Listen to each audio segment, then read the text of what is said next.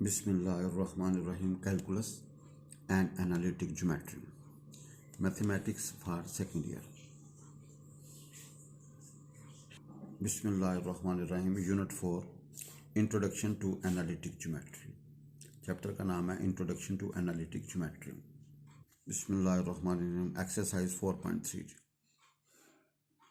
भाईजान अगर तीन पॉइंट्स एक लाइन पे हैं, कोलिनियर हैं, तो then slope of A B बराबर होगा स्लोप ऑफ ए सी के बराबर होगा स्लोप बी सी के. ए बी की स्लोप निकाल लो, ए सी की स्लोप निकालो और बी सी की स्लोप निकालो. तीनों स्लोप आपस में क्या होंगे जी? बराबर. बिस्मिल्लाहिर्रहमानिर्रहीम. Question number 5. Using slopes show that the triangle with vertices A B and C is a right triangle. By using slope आपने शो करना है द ट्रायंगल विद वर्टिसेस, एक ट्रायंगल है जिसके किनारे ये हैं, is a right angle triangle. ये राइट एंगल ट्रायंगल है. Now slope of A B is available. Slope किस तरह निकलेगी? y2 मनफी y1 ओवर x2 मनफी x1. वी गेट -3/2 जी. स्लोप ऑफ बी सी बाई B is available, C is available. Slope क्या होगी? y2 मनफी y1 ओवर x2 मनफी x1. We get 7/4. Slope of A C by A available, C available. तो slope क्या होगी जी? y2 मनफी y1 ओवर x2 मनफी x1. We get 2/3. Here slope of A B और slope of A C by A B और A सी की slope, ए B और A सी की स्लोप्स का प्रोडक्ट -1 है. Hence A B is perpendicular to A C. भाई A B perpendicular किसके? A C के ऊपर. So triangle A B C is the right triangle. ये right angle triangle with right angle at कहाँ पे है? 90 डिग्री. भाई 90 डिग्री कहाँ पे है? ए के ऊपर जो. भाई अगर दो लाइनें पैरेलल होंगी तो उनकी स्लोप बराबर, दो लाइनें पैरेलल होंगी तो स्लोप बराबर, और दो लाइनें परपेंडिकुलर तो उनकी स्लोप्स का प्रोडक्ट -1. और अगर स्लोप्स का प्रोडक्ट -1 होगा तो लाइन्स क्या होंगी? परपेंडिकुलर. और अगर तीन पॉइंट्स को लीनियर हैं तो ए बी की स्लोप, ए सी की स्लोप और बी सी की स्लोप. भाईजान अगर एक लाइन दो पॉइंटों से गुजरता है ए और बी से, तो उसकी स्लोप क्या होगी? y2 मनफी y1 ओवर x2 मनफी x1. ऊपर y वाली रकमों का डिफरेंस, नीचे x वाली रकमों का डिफरेंस. या y1 मनफी y2 ओवर x मनफी x2. भाईजान if the 3 points A, B, C are the conjective vertices of parallelogram. Find the fourth vertex. भाई एक ट्रायंगल के तीन वर्टिसेस दिए, कंजेक्टिव का मतलब ए के बाद बी, बी के बाद सी, ये तीन अवेलेबल हैं. Find the fourth vertex. Fourth vertex निकालना है. हमारे पास क्या है जी? पैरेललोग्राम, यानी कि A B is parallel to C D and A D is parallel to B C जी. लेट डी इसका component x comma y with the fourth vertex of the parallelogram. ये फोर्थ वर्टेक्स है. भाई आप जरा देखें slope of A B. A B की slope किस तरह निकलेगी? y2 मनफी y1 ओवर x2 मनफी x1. We get -1/3. And slope of C D, भाई C available, D available. y2 मनफी y1 ओवर x2 मनफी x1. वी गेट 4 मनफी y ओवर 1 मनफी x. आपको पता है ये दोनों लाइनें पैरेलल हैं. इसी तरह स्लोप ऑफ ए डी निकाली, ए अवेलेबल, डी अवेलेबल. y2 मनफी y1 ओवर x2 मनफी x1. We gate y+1 over x मनफी 7. इस तरह slope of B C, B is available, C is available. Slope किस तरह निकलेगी? y2 मनफी y1 ओवर x मनफी x1. Now since A B C D is a parallelogram, so A B is parallel to C D. A B किसके parallel है? C D के. लिहाजा slope of A B और slope of C D क्या बराबर होगा जी? Now we get put slope of A B and slope of C D and simplify. We get x + 3y is equal to 13. This is 1. इस तरह A D is parallel to B C जी. भाई A D is parallel to B C. Slope of A D बराबर होगा slope of B सी के. ना दोनों बराबर होंगे. सिंप्लीफाई किया तो we gate 2x - 3y is equal 17. ये आपकी 1 है, 2 है. दोनों को ऐड करेंगे, x निकलेगा 10. इसको पुट इन 1 करेंगे तो y निकलेगा 1. तो देयरफॉर पॉइंट क्या बनेगा? 10 और 1. सो द फोर्थ वर्टेक्स इज 10 और 1.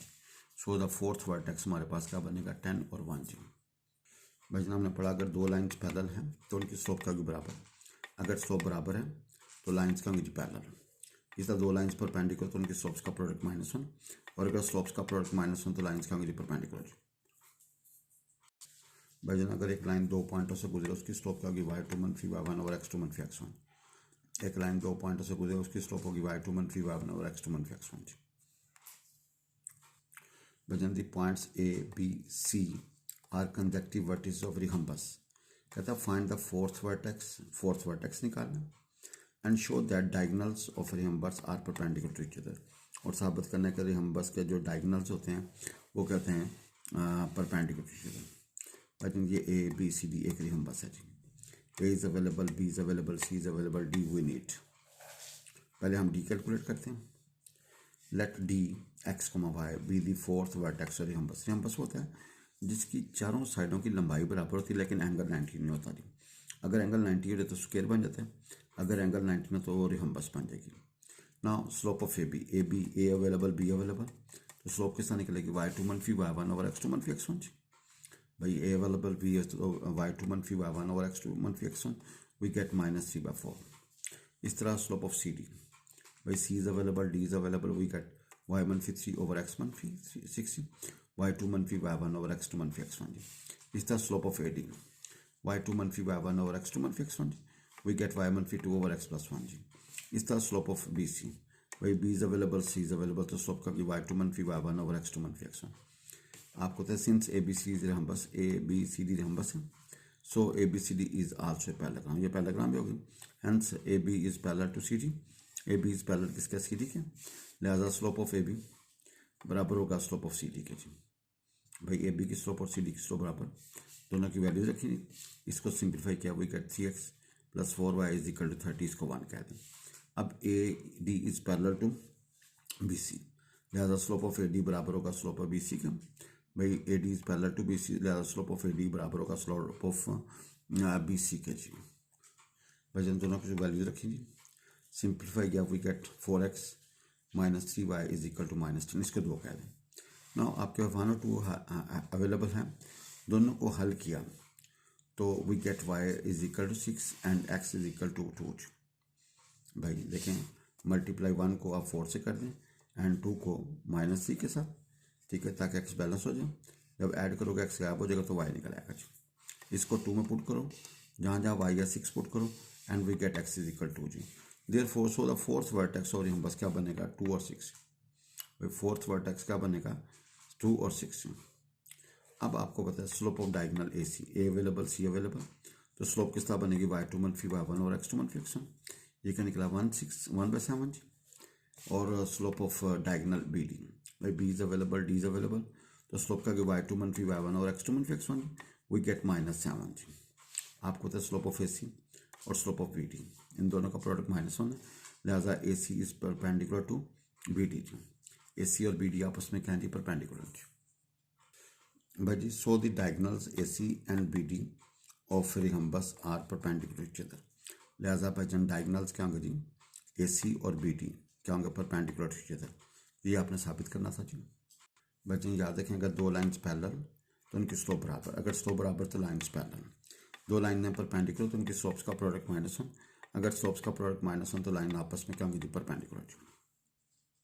भाई जन अगर एक लाइन 2 पॉइंटों से गुजरो तो उसकी स्लोप क्या, वाई टू मनफी Y one over x two मनफी एक्स वन, वाई टू मनफी Y one over x two मनफी एक्स वन जी।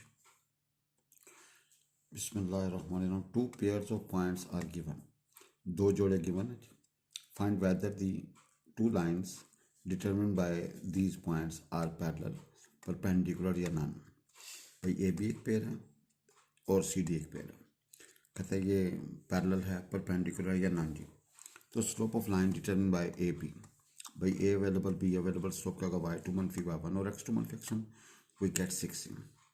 भाई ए अवेलेबल, बी अवेलेबल, तो स्लोप ऑफ ए बी क्या होगी, वाई टू मनफी वाई वन और एक्स टू मनफी x one, we get 6। Slope of line determine by C and D, slope होगा वाई टू मनफी वाई वन और x two मनफी एक्स वन, तो आंसर इज -1/12।